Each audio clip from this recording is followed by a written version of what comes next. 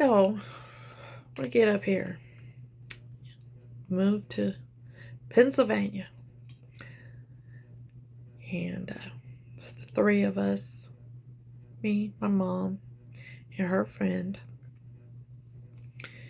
And like I said, my mom's a respiratory therapist, and she takes, I believe, evening or overnight shift. I'm not really sure, but I know she wasn't home um, when I would get home from school.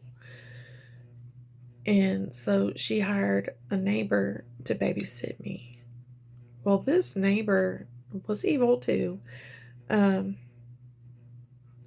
for it wasn't very long, and I begged my mom not to go there because this woman would make me sit by the front door on this like little tile thing by the door like the whole time. And um, for supper, like her kids and stuff, they'd sit at the table and eat. Um, and she would give me spaghetti noodles with ketchup. That's the only thing she fed me. And I'd have to sit on that tile thing the whole entire time. I went to sleep there and everything. So I'm thinking my mom probably worked 3 to 11. Um, but yeah, she was bizarre and weird and mean. So I begged my mom. I was like, I can't do this. I think it was like 8 or 9 at the time, maybe. And it was horrible. So then mom, I guess, had her daughter come to our apartment or our townhouse to watch me. Well, that wasn't any better. So I guess my mom got me a dog. It's so, some of my memories are so weird. I think she got me a dog. Well, our dog was kenneled all the time because I went to school, and the dog, so the dog had went potty in the kennel, and I was cleaning it up, and I accidentally used a kitchen towel to clean it up, and she took the kitchen towel and shoved it in my mouth with dog dew on it. Crazy people, I'm telling you. Why? Um, very abusive, very mean, horrible people. Um, like, I didn't know. Like, I was just trying to clean the kennel up because the dog was in her poop. She locked me in the kennel with the dog. She told me to ride down the stairs in the dog kennel, and I flipped it and got carpet burn on my chin, my nose, and my forehead from the dog kennel. Like, these people were crazy. So after that incident, then my mom's like, no, she can't, because mom didn't believe me about any of it. But after that, then no. And then my mom gave the dog away, so I didn't have my dog. But I was home by myself. So she gave me a key to let myself in, and I lost my key. And I remember it being dark and cold, and I was standing in the doorway, like between the screen door and the regular door. It was so cold, and the wind was blowing. It was dark, and I was terrified. I had to pee so bad, and I peed myself, and it was so cold. Like, it was warm for a minute, and then it was so cold, and I just froze. And I am so traumatized by that. Like, that's one of the that is one of the most traumatizing things that has happened. Like, it's so traumatizing. I don't know. And then I got in trouble because I lost my key.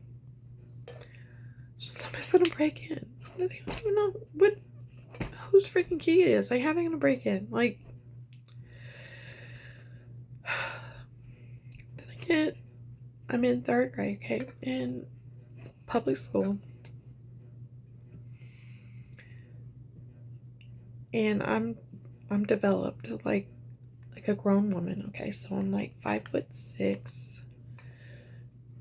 I have breasts, like, and five white boys, fifth graders, attacked me sexually on the playground in a concrete barrier, those like concrete tunnels.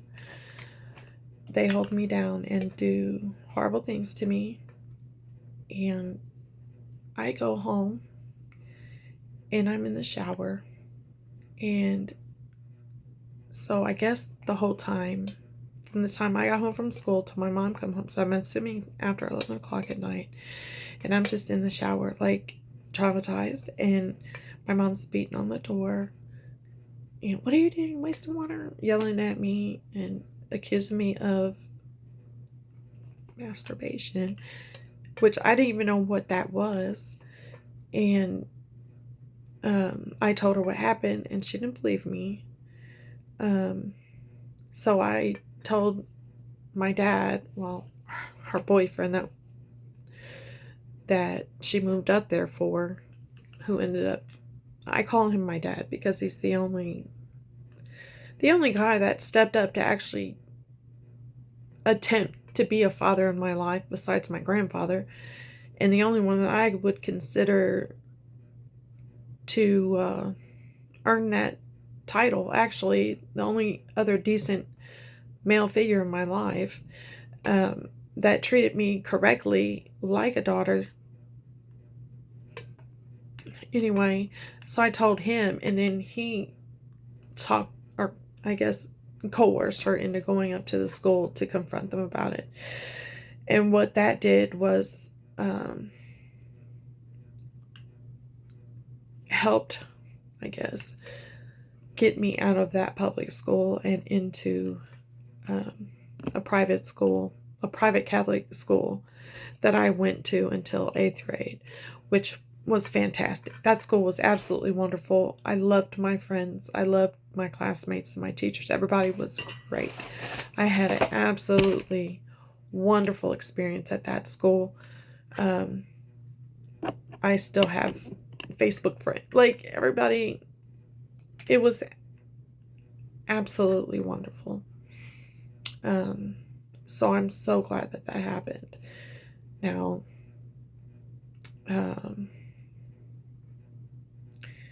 we weren't, so my dad is not the same complexion as me. So we were not accepted, or my principal was not very accepting. And because my mom and him weren't married, that was another issue. So the principal, who was a nun, was just not very accepting of a whole lot of things. But that didn't, they treated my parents some kind of way, but they didn't really do anything to me. So it wasn't that. But anyway, that was a whole nother thing. So I've skipped around a whole bunch. When I was, I guess 9, I was in pageants.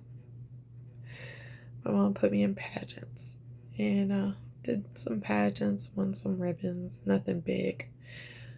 And started doing some modeling. And when we got to Philly, I did some modeling. Want to hear about some more trauma? Here we go. Fun times. Yeah.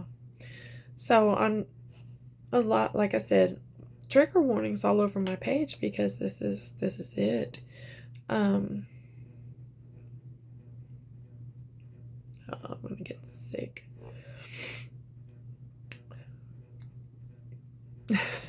Let's go back to my school. My school was so great.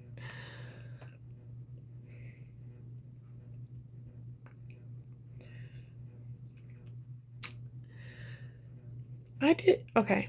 Academically, I tried so hard in school. I loved school. It was so fun. It's like I went there and I could be a totally different person than I was outside of school. Like outside of school, in school, I was safe.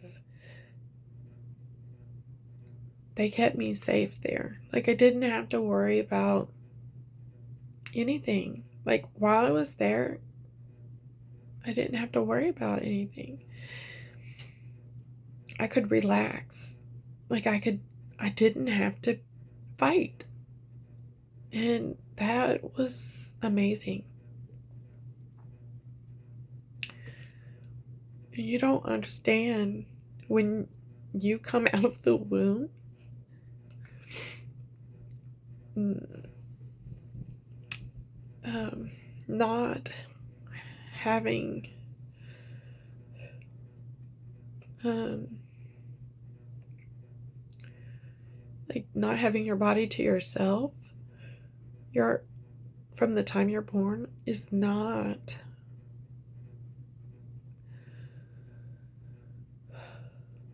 it's not an easy thing. Like my body's never been mine.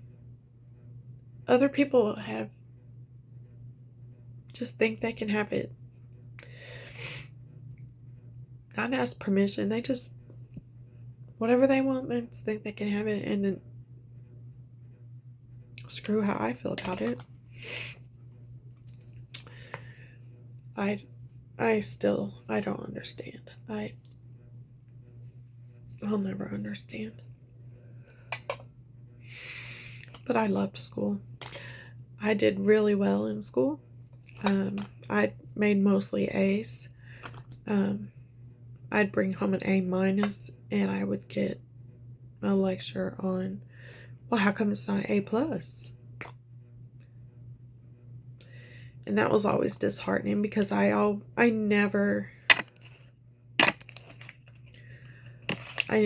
could never be good enough. I was never good enough.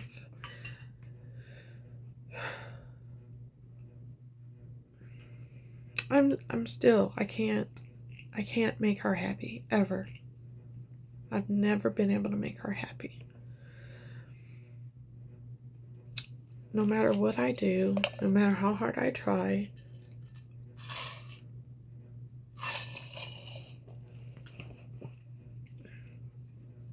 It's like I've always disappointed her. And I don't know how to. Oh.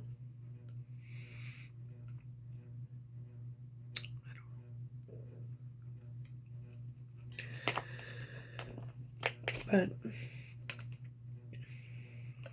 I have to stop here. I'll stop here because there's so much more.